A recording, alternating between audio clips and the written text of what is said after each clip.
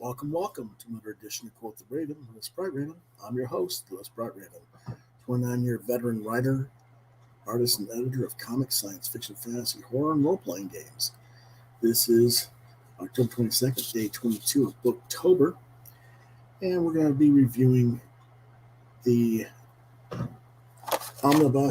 first volume omnibus of Whisper, a comics mix, written by Stephen Grant and illustrated by a number of people, originally by Rich Larson, but also Dell Barras, Tim Burgard, or Burgard rather, Rico, and Breyfogle.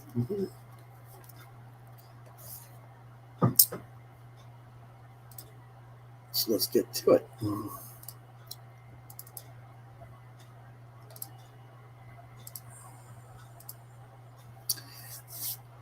The Whisper Omnibus Trade Paperback, Volume 1 is $44.99 cover price. I think you can probably find it a little bit cheaper online if you look.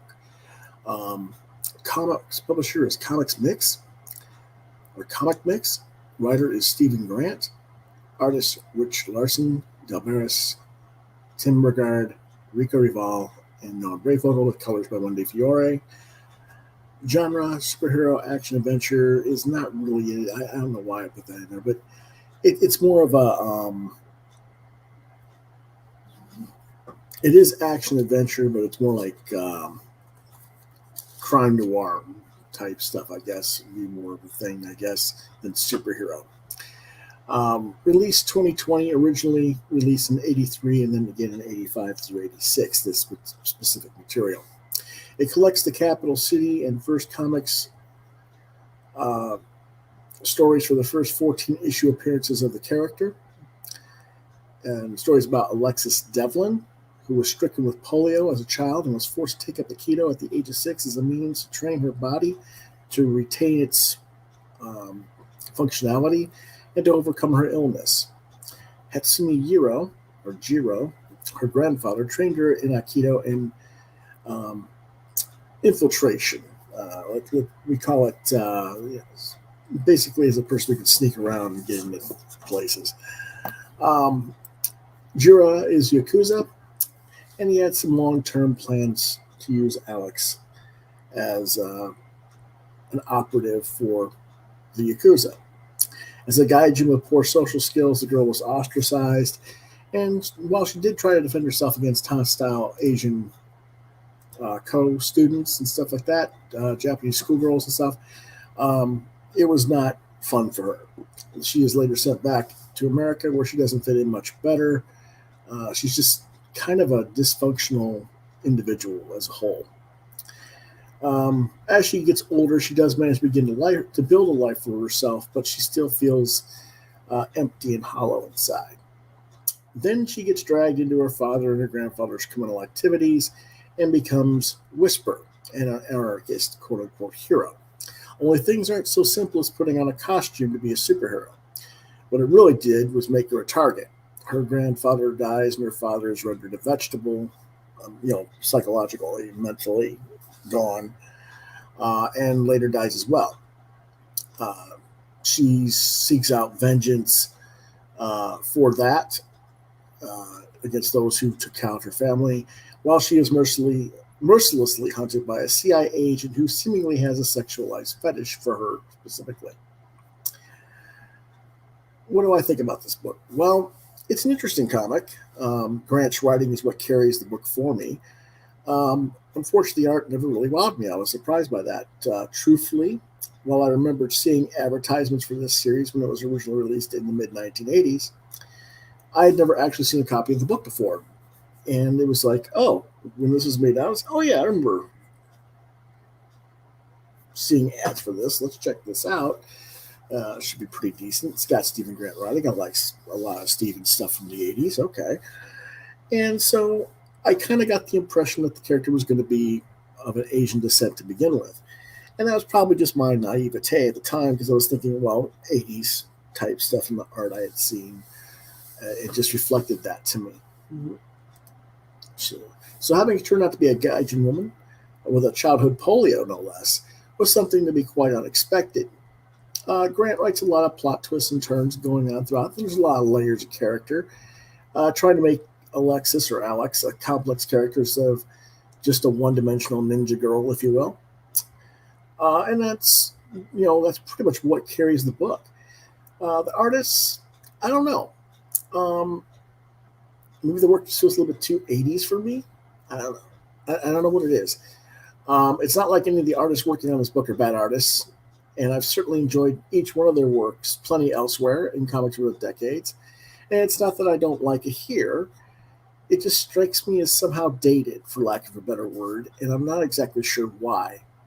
Again, I guess my best guess is that I had some sort of subconscious expectation of what the character was going to be about and what the story was going to be about. And when it wasn't that, I came away not disappointed, but perhaps a bit muted in my reaction to the art. That being said, it is well done. I have no problem with any of the artwork in the book.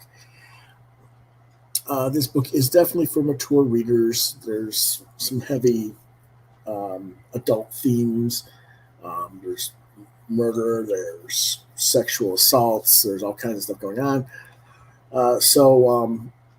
Rating is 3.5 stars out of 5.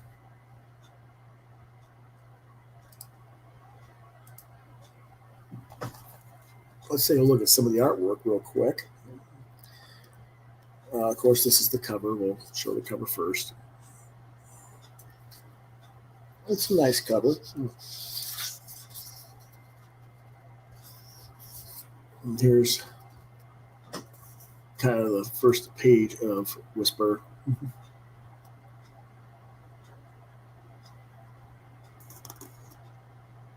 She's got her foot on the guy's hand and the gun knocked out.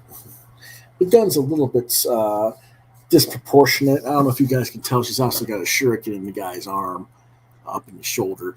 But like I said, that gun's a little bit disproportionate to his hand. But it's okay. I mean, we don't expect perfection necessarily. There you go. You see, kind of like she doesn't really look Asian at all. And again, the art is fine. This is Rich Larson's work.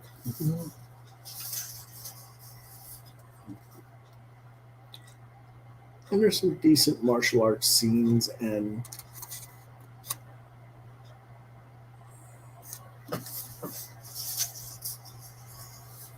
combat.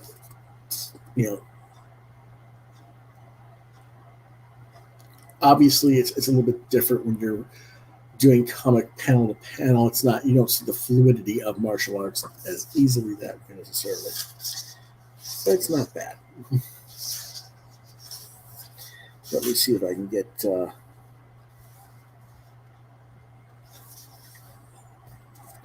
some more artwork here.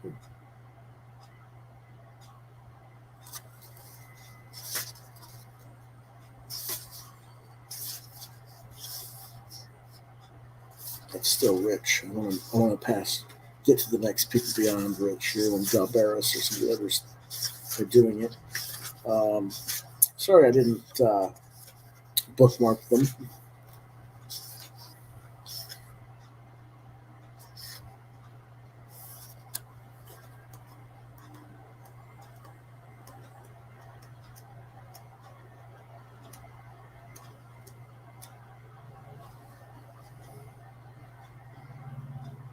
Yeah.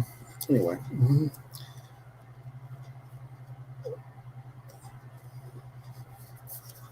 We can see a little bit more different art styles from some of the other guys in the book.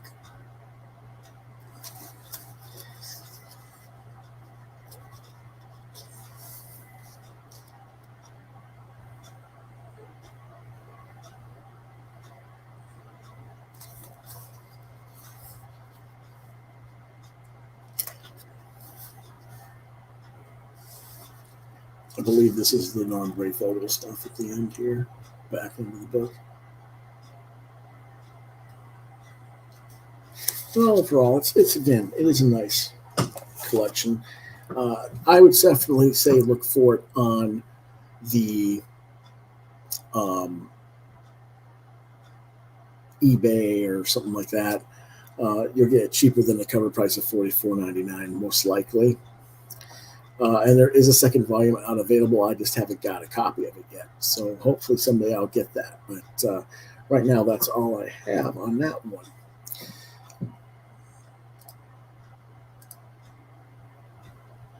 Tomorrow's book will be Press Start to Play, which is an anthology series of short stories edited by Daniel H. Wilson and John Joseph Adams.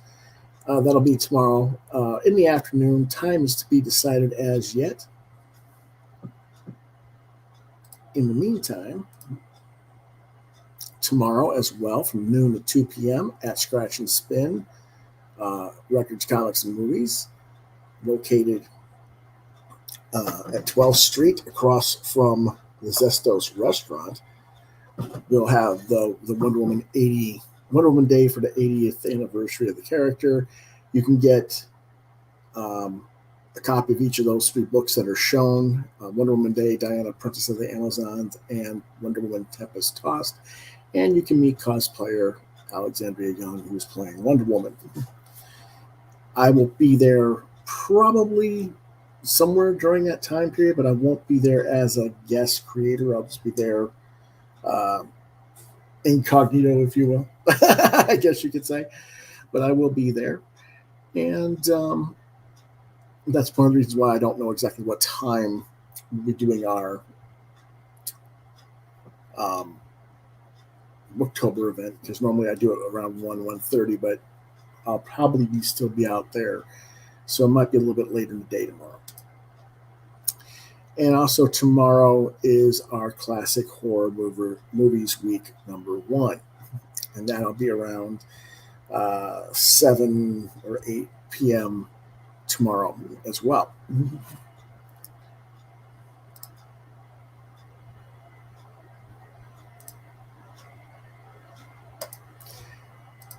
Now, also later this afternoon at some point, or evening, I will do What Did You Get This Week? That was supposed to be on yesterday, but I couldn't get done because of computer graphic issues.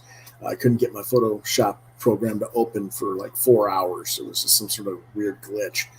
But it's working now, so hopefully we'll get that all ready for you guys, and we'll be up later this evening for What Did You Get This Week? So until then,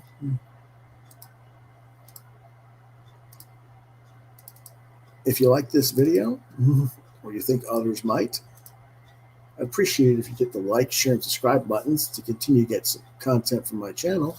As always, I thank you for watching and for your support. If you want to reach out to me, I'm on Facebook at Lewis.BrightRaven, at Twitter at LewisBrightRave2. You can see my artwork at deviantart.com/BrightRaven. You've been watching Quoth the Raven, Lewis Brightraven, exclusively on YouTube. If you want to ask questions that you don't want to put on like in the chat or something like that, or you have inquiries about topics you want me to discuss, or you want to commission artwork or something like that, Quoth the Raven LBR72@gmail.com is the address to check out. And if I don't get back to you within, say, 24 to 48 hours, try lewisbrightraven@yahoo.com.